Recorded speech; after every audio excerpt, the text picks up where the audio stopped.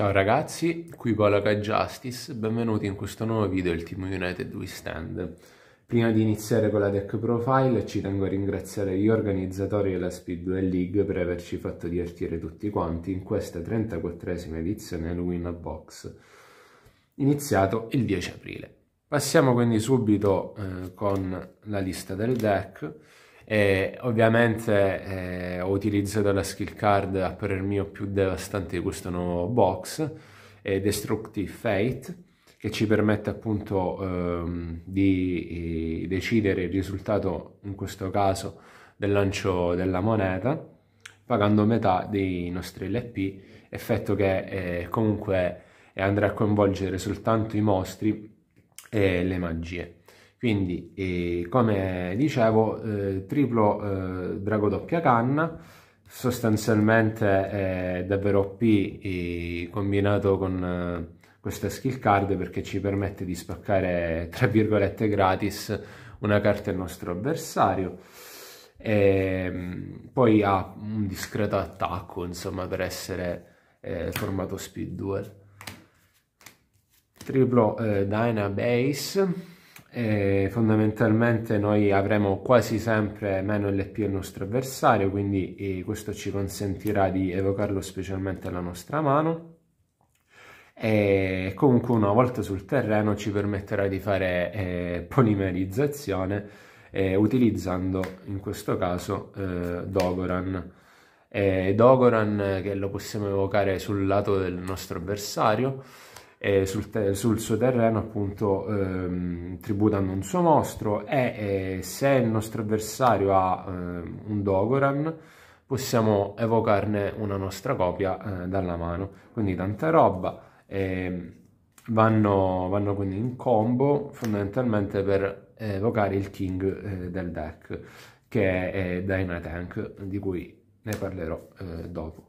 Per quanto riguarda il comparto mostri, fondamentalmente è terminato qui, e sostanzialmente perché abbiamo deciso di non giocare Ultimate Tyranno, perché a volte era una carta morta, e quindi abbiamo deciso di non appesantire troppo il deck, e di fatto comunque è una scelta abbastanza azzeccata, perché il deck è girato abbastanza bene.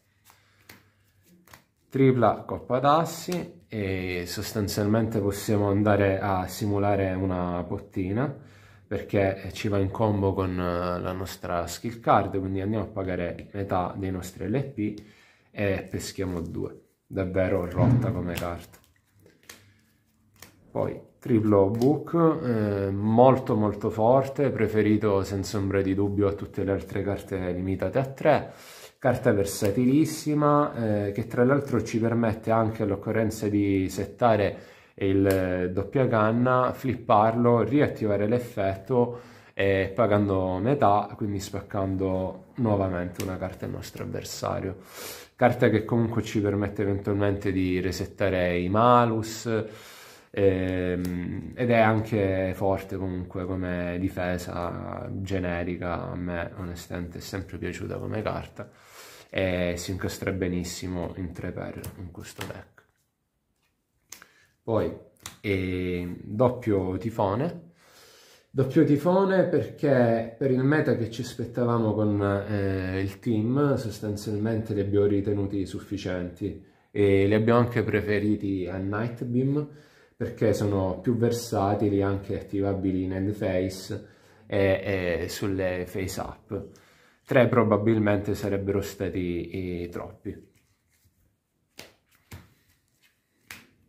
Mono Offerings, carta che comunque ci permette di levare tantissimi mostri fastidiosi sul terreno, ovviamente è molto molto utile contro Pachicefalo, così come Book of Moon.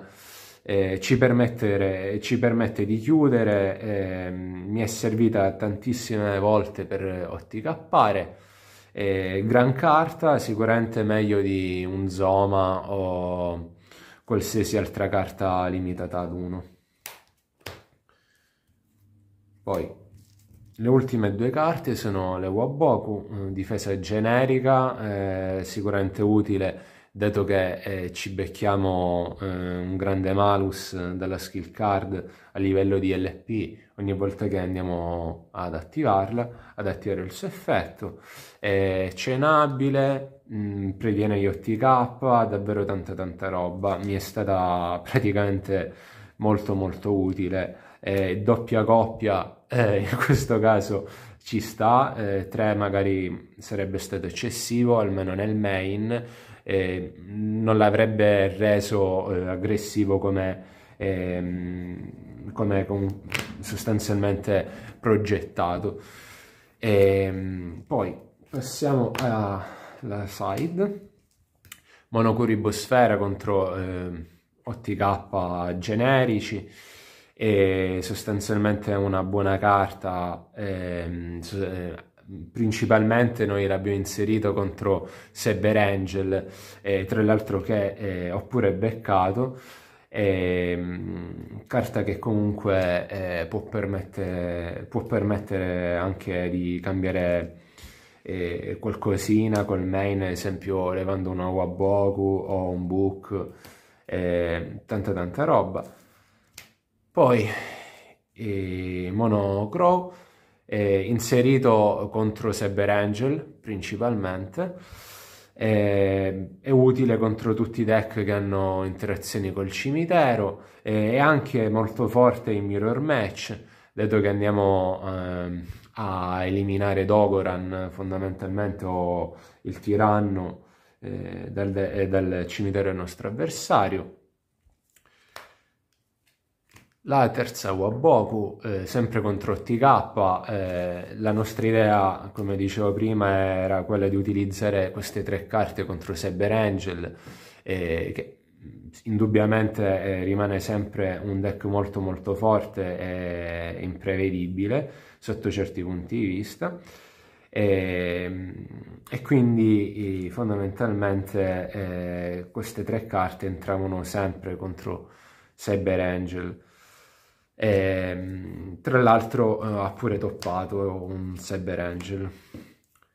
Poi doppia defusione, perché sono troppo forti, e sostanzialmente le abbiamo messe contro Fossil, ma anche sono molto forti in Mirror Match. Inoltre la possiamo anche attivare sul nostro tank, se ad esempio si è beccato Malus, o anche in risposta a una defusione al nostro avversario.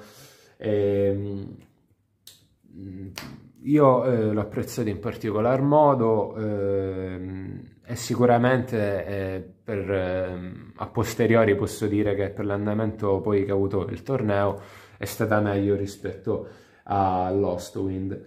Chiaramente ci può essere d'aiuto nel caso la dovessimo fare sul tank, perché ci permette anche di riportare sul terreno Dogoran e Dynabase.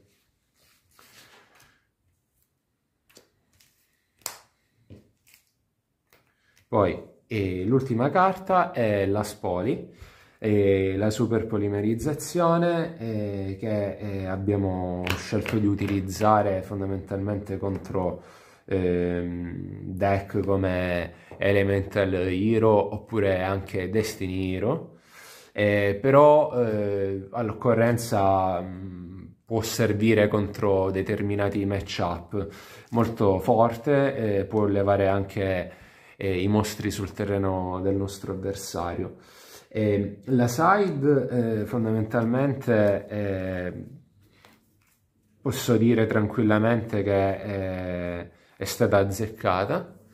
Non abbiamo utilizzato inside Kiko, la Talpa o Paki, carte che comunque erano candidate nel side, perché fondamentalmente poi ci siamo resi conto che sono soggetti a effetti e carte dell'avversario, difficilmente rimangono troppo sul terreno, e quindi sono anche soggetti ad esempio a carte come Book, Offerings e anche le Saku, e le statistiche non sono nemmeno eccellenti.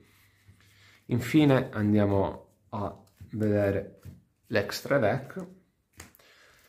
triplo tank, davvero OP. Ci sono tantissime carte che targettano in questo metagame, contrasta praticamente tutto, tranne l'Esaku. Effetto davvero fortissimo, difesa abbastanza buona, 2100, e l'attacco che poi si va a pompare in base al dinosauro utilizzato, quindi fondamentalmente diventa sempre un 3000.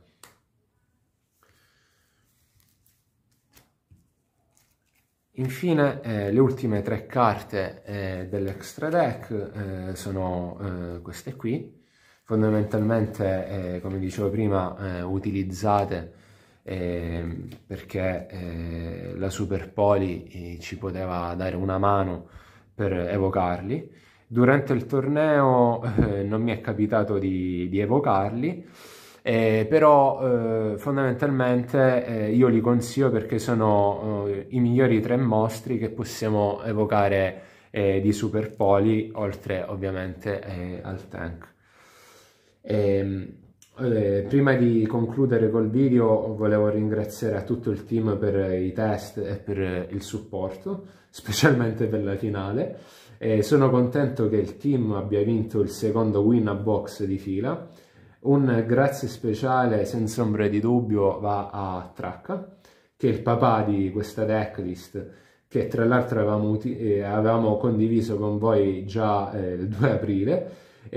Sostanzialmente poi abbiamo fatto qualche piccolo cambiamento nel main e nell'extra, quindi il papà di questo deck, rivendichiamo la paternità a Tracca, che tra l'altro sono molto contento che abbia potuto vedere la sua piccola creazione in top e vincere soprattutto il win a box. Se il video vi è piaciuto vi chiedo di mettere like e di condividerlo. Grazie per il supporto e per la visione. Alla prossima, ciao ragazzi!